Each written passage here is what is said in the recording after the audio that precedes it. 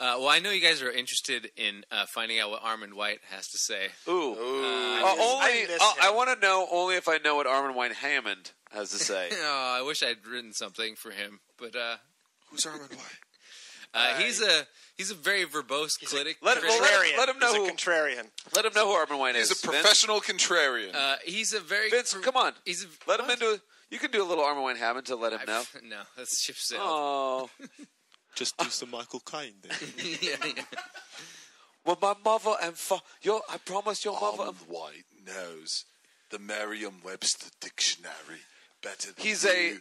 He's a film critic that goes out of his way to use a lot of big words and be very contrarian to. Although he's kind of right sometimes. Yeah, he is kind but of. He goes. He has some points, He has some points, but he also is nuts, and he uses he goes out of his way to. He can be like the fucking Uber troll. So Vince, just explain some of the movies he's really liked. Well, he loves Crank. Boy.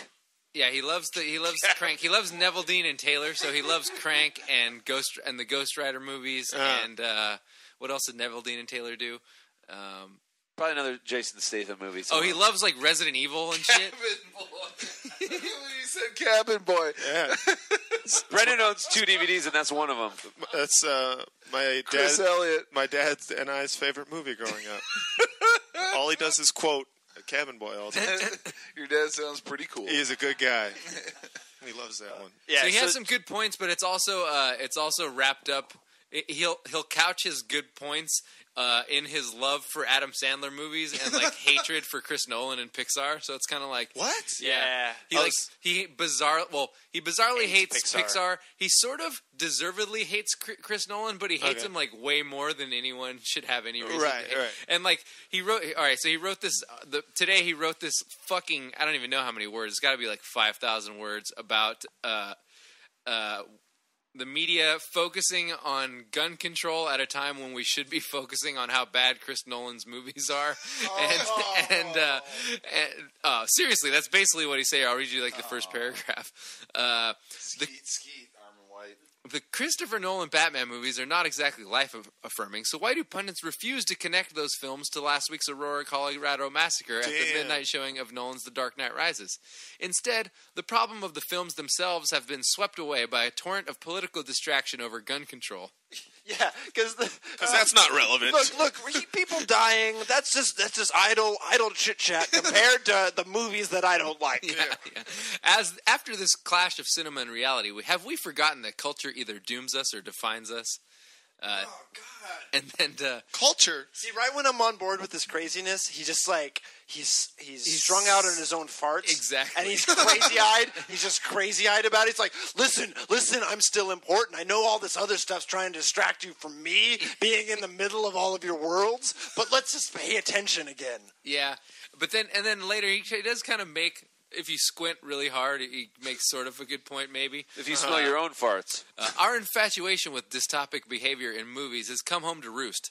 It is hypocritical to pretend that after years of celebrating sociopathy, as in Oscar tributes to such ugly characterizations as Charlize Theron in Monster, Denzel Washington in Training Day, Javier Bardem in No Country for Old Men, Monique and Precious Ledger in The Dark Knight, that we don't recognize James Holmes' madness.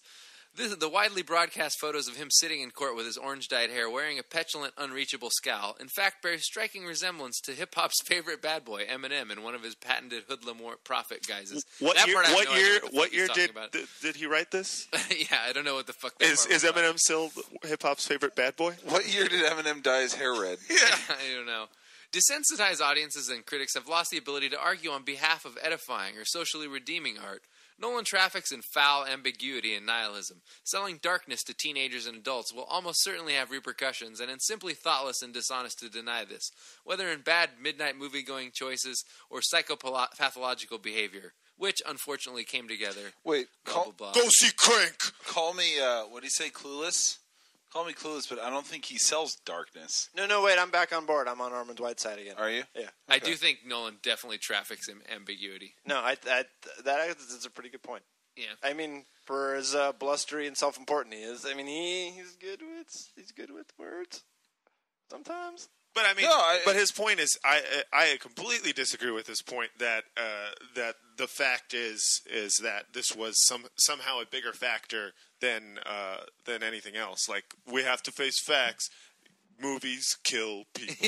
Like, that's ridiculous. Yeah, no, it's retarded. Yeah, but I mean, but it's movies are a surface current of a larger culture, and our culture is obsessed with sociopaths. Yeah, right? but that's the high school girl thing where it's like, right. yeah, you don't give a fuck about anything. You'll kill a dog. I like that. I don't give a fuck what anybody thinks about me. Yeah. But to blame it, that's not giving us enough credit for our imaginations. I could have thought about shooting up a theater way before seeing a movie about. I mean, the causal relationship is retarded. Yeah, agreed. I'm totally on board with that. And even implying a causal relationship is irresponsible and a little bit dangerous. That's what that's my whole that leads point. to censorship and Right. sort of like somebody needs to fix this sort of idea marketplace where they can just have imagery of people getting And shot. I hate the idea of, like, this is just, our culture's, ideals coming home to roost. It's like, that's such fucking... If this is that, then we're doing pretty good, because this does not happen all the time. Yeah, and it's also just sort of intellectually lazy. And in fact, another guy who I really like, he's a sports blogger, Spencer Hall for SB Nation, made a really good point when he was talking about just a lot of the really poorly written pieces about the Penn State fallout.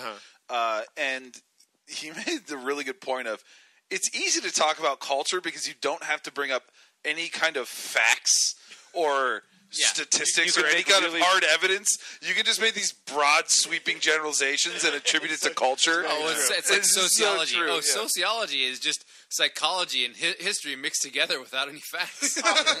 So before I came here, I was having drinks with my friends, and You don't have other friends besides us.